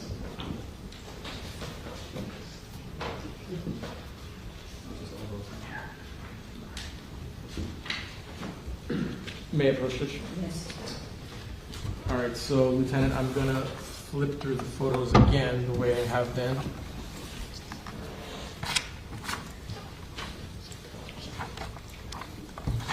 And when This one again? yeah. And when I'm finished, I'm gonna ask you if they fairly and accurately depict the devices that you saw on the boat and whether or not you in fact recovered them.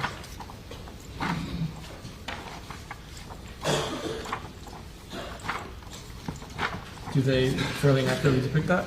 Yes, they do. Should I ask that these items be admitted into evidence? No objection.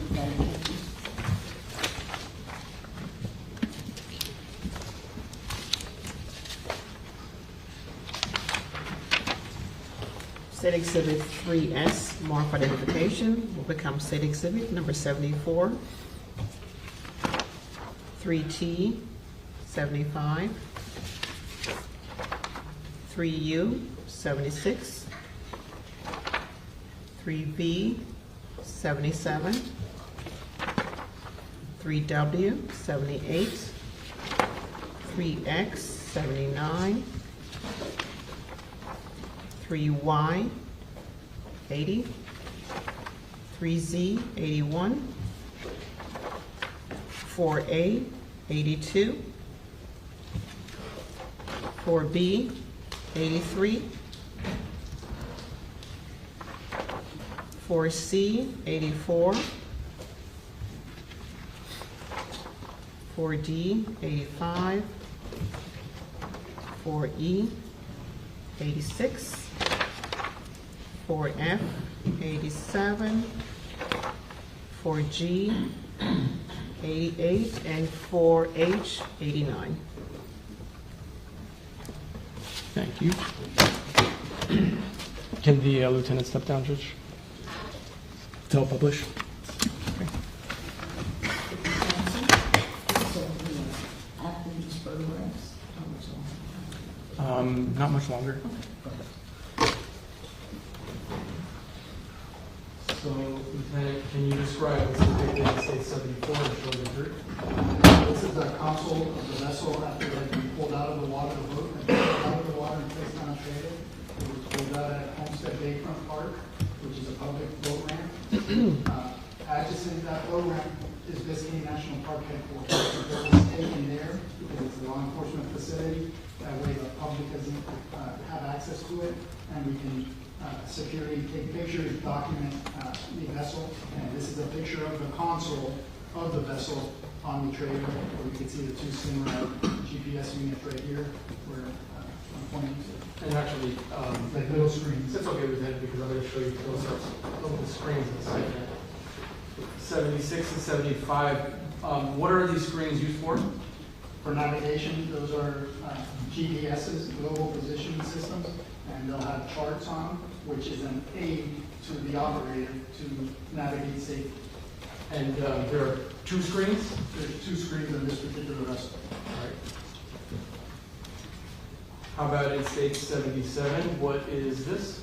That is I discussed that before. That was a panel where the battery switches are that have been dislodged and was held in place by the cables and the wire. They have been dislodged by the impact.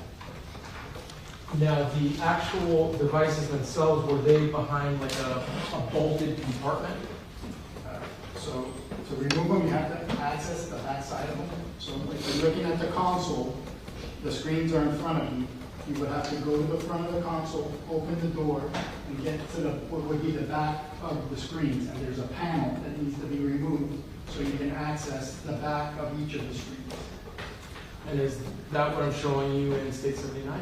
That is a picture of the board. So boat manufacturers are not going to want all those wiring exposed, so they put this panel to make it look clean and sharp. So I had to remove that panel to have access to the back of the GPS to be able to use it. And then, so when you remove the panel, is that what's depicted in States 80?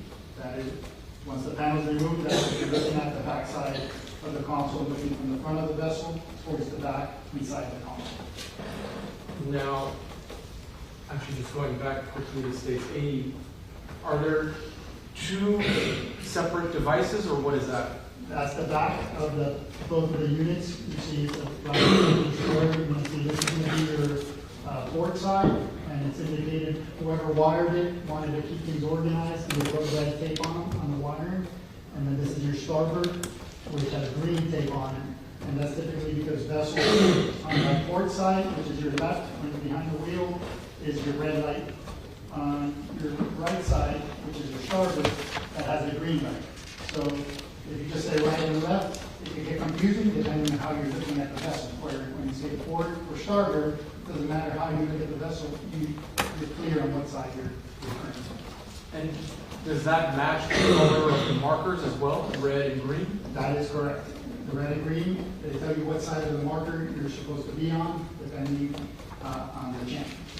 So I'm looking at 81 and 82. Are these just close-ups of the red and green? That is correct. So this would be your port unit. So if you were looking at the back of the console, it would be like this. This will be your left port because of the red. Green is your starboard side. So that's how you can tell without being physically on the vessel.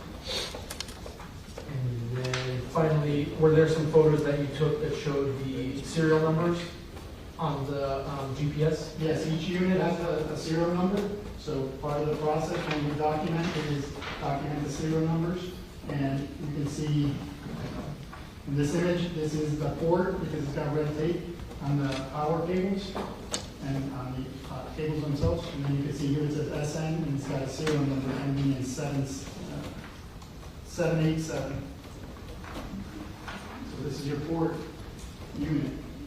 I know you need further clarification. So that's the one, if you're standing behind the steering wheel to the port side. And now this one, can I see that? Thank you. Now this one I'm showing you ending in 796. Do you see the beginning of the green cable there? Yes, it is. Okay, and what does that mean again? So, again, this is the opposite unit. The green is your starboard. And there's two pictures because this one came out a little blurry. So I had to take a close-up of it. And you can see this one ends in, it says SN serial number, has a netting number, but it ends in 796. And again, in this image, you can see the power cables or the accessory cables, and it's got green tape on it, which is me zooming in to give a clear explanation. Well, after this, we're going to look at the other item that brought with you. He was asking. Thank you.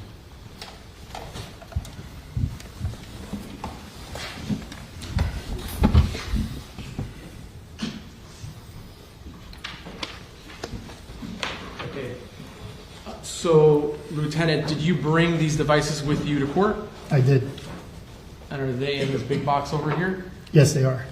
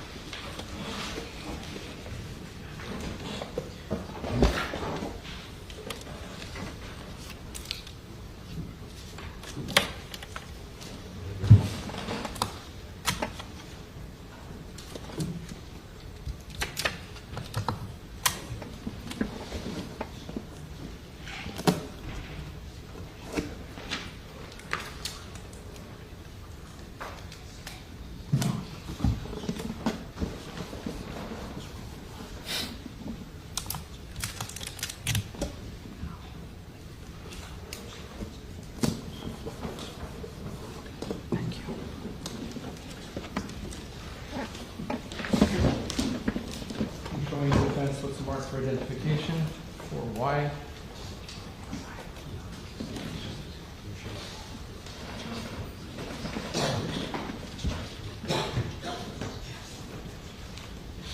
May I approach, Judge? So unless anything has changed, Lieutenant, these are the devices that you brought with you? That is correct. All right, and do you see, I guess there's a property label on these? That is correct. One of the two has a tag attached because they were both the same item number.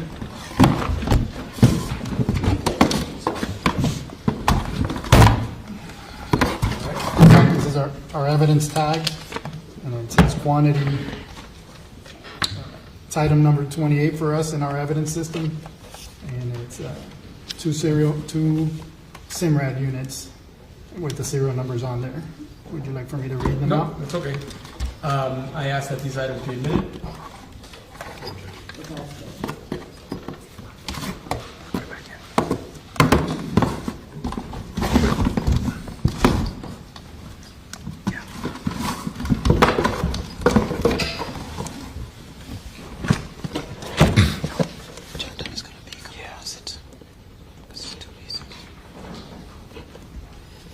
Set Exhibit 2Y composites, marked for identification.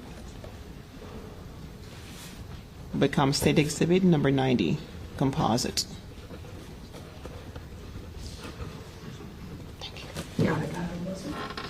90? Composite. Composite. All right, Lieutenant, with the court's permission, would you mind stepping down and showing the jurors these devices? Okay.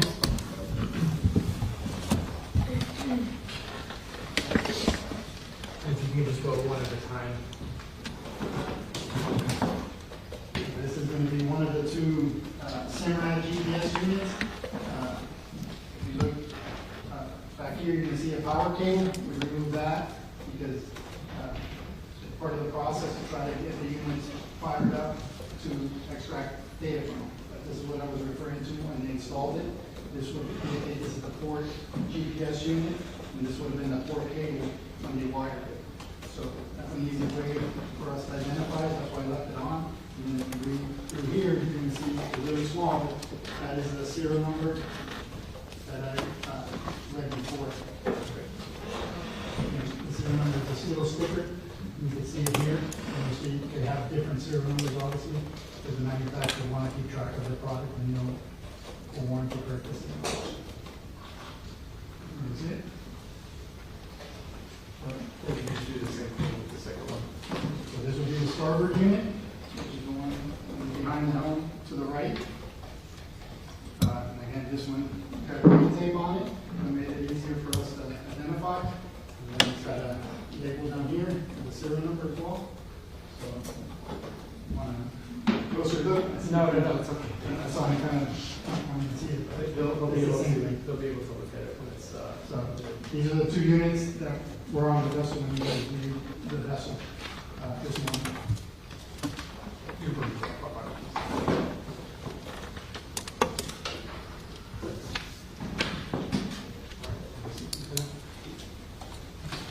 And just we're taking a brief break.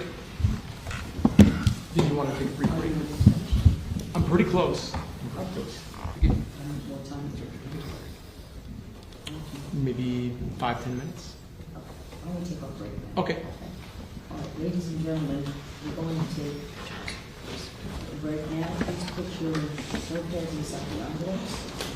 We're going to take about 15 minutes and we're going to take you.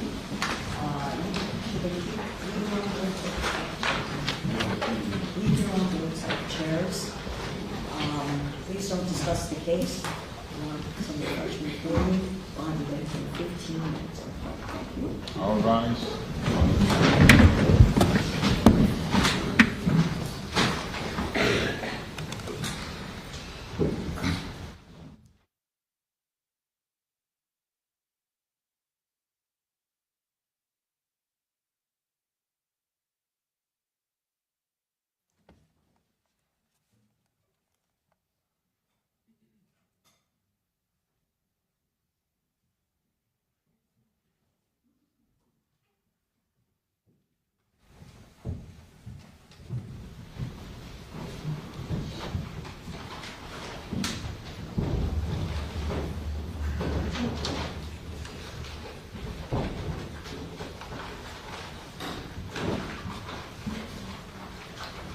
thank you. Everyone be seated now.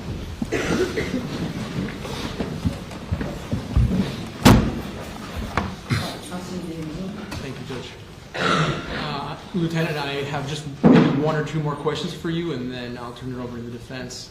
The GPS SIMRAD devices that you brought here to court, had you, and I think you maybe briefly mentioned this, had you installed them on the vessel for purposes of today's jury viewing? I believe Lieutenant McDonald just placed them on there, and they weren't installed. They were just placed in the holes where they were removed from. Okay, They weren't so- bolted on or anything like that. All right, so they were in the position as where they would be on the day of the crash. Correct. Okay, to make it as real as possible for the jury. Correct. All right. Lieutenant, I have no additional questions for you. The defense may have some. Thank you. Cross-examination. Thank you. Good afternoon, Lieutenant. Good afternoon. So when you talk about a day marker, are you referring to the green part that you showed the piece of before? They're day markers, dayboards. It's common talk for us. But so that would be. The boards? Can I see?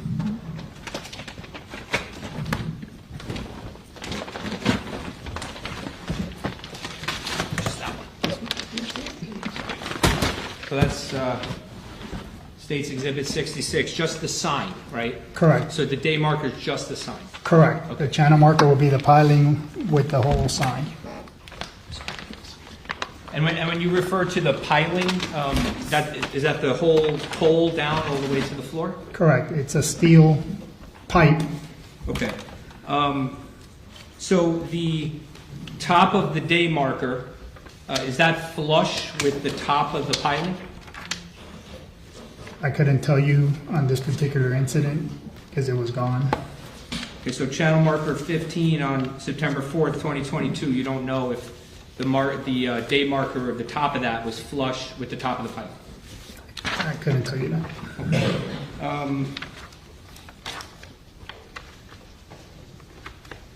Can I see State's Exhibit 36? I'm sorry, you're gonna have to go through. I'll go through. 36. Is it a picture? It's a picture, yeah. I think it's here. All the pictures are right there.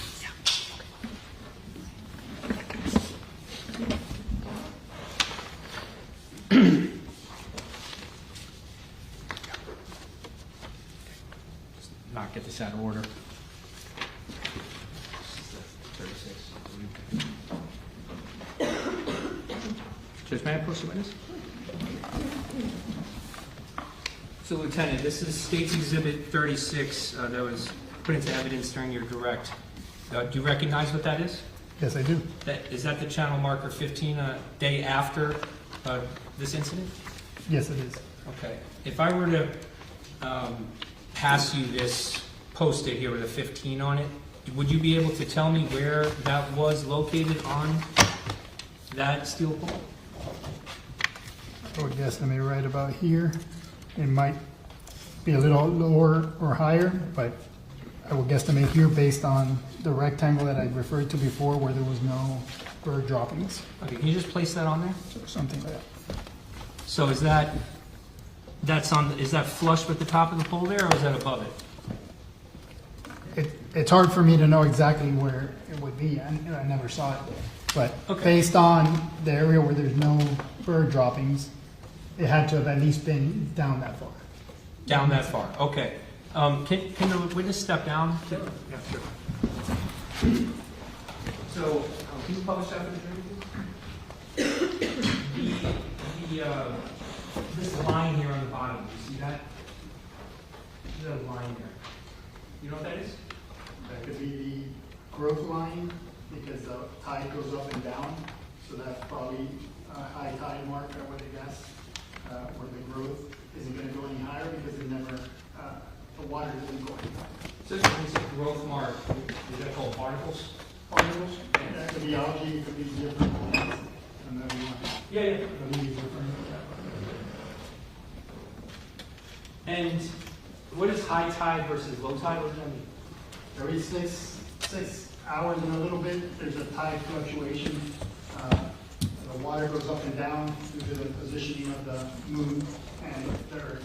And the water can come up and it goes down depending on what time of the day. It's typically 6 hours and change. I don't remember the exact time. Okay, so this picture, that with that line exposed, the growth line, that would be a picture of low tide, correct? The growth would be, I would assume it's high tide because that's the highest point the water is going to grow. Let me rephrase. Where the growth is exposed and you can see it, would that be low tide or high tide? I would say it's high tide. That would be high tide. So the water would not go above that line?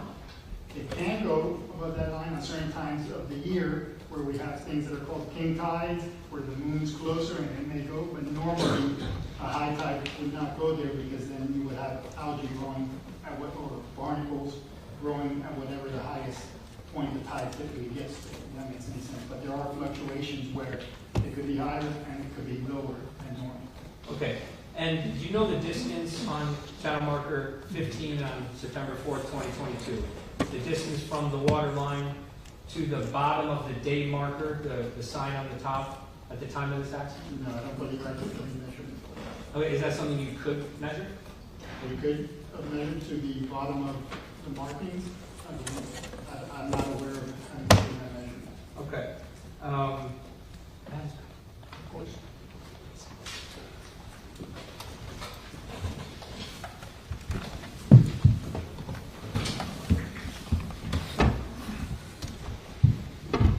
The next marker in the channel to the north that is green, do you know which marker that is? I believe it. If there's no lettering, it should be 13. Sometimes there are other, like let's say a 15B or a 13B. So I believe it was 13, but I'd have to look at a navigation chart to be exact. Okay. Are you you're not familiar with Cutter Bank Channel's markers? Yes. Oh, you are. So I- in Cutter Bank Channel, you don't know off the top of your head if there's another marker. Okay. I know there's markers. There's more markers. Yes, there are. I couldn't tell you. The number sequence isn't always in order, if that makes sense. No, I understand. So considering you don't know the next marker, you wouldn't know the height difference between, say, 13A and 15. You wouldn't know the height differences there. No, sir. But is that something that could be measured? It could be measured, but there are differences between markers. I was out there probably not this Saturday, the Saturday before, and I can tell you the piling for marker 15 is lower than the others. So it's shorter, meaning, when you say Yes. lower. So closer to the water? Correct. I'm gonna get this back. Put it back here. Got it on there. Let's put that on there.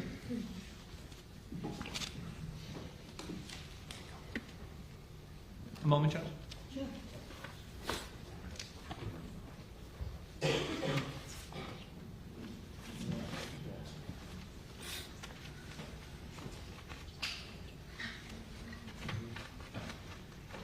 Isn't it true that channel marker 15 is actually 4 feet shorter than 13A?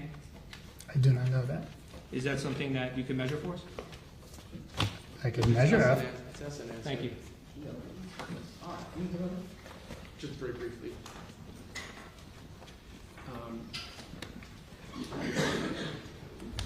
Lieutenant, are the markers designed to be seen by boaters regardless of being low tide or high tide? Yes, they are. Would it make any sense for them to design markers that would be filled up by tides? Would that make any sense if it's designed to be seen? You mean the dayboard? Yeah. That they end up underwater? Right, would that make any sense? No. Would that be contradictory to the whole purpose of having these markers? Correct. The purpose is for boaters to see them from a distance so they can plan their route and stay within the channel. So I'm going to show you what's in evidence as states 22.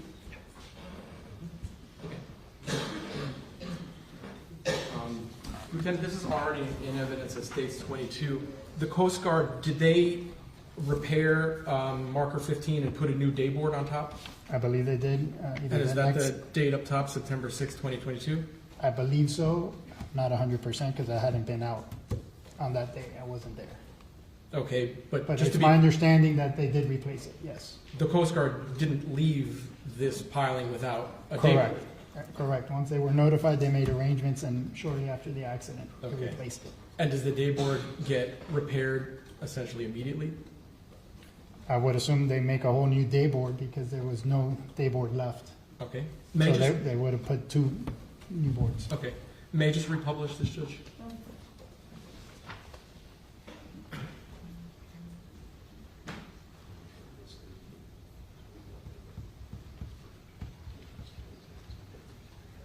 All right. Thank you, Lieutenant. I have a few questions for you. Judge, briefly for us on this.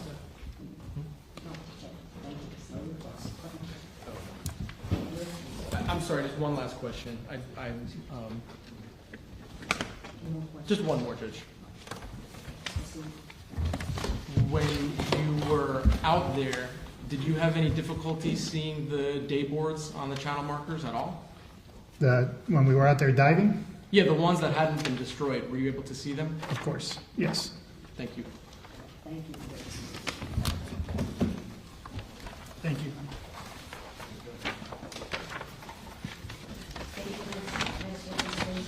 Detective Ben Val.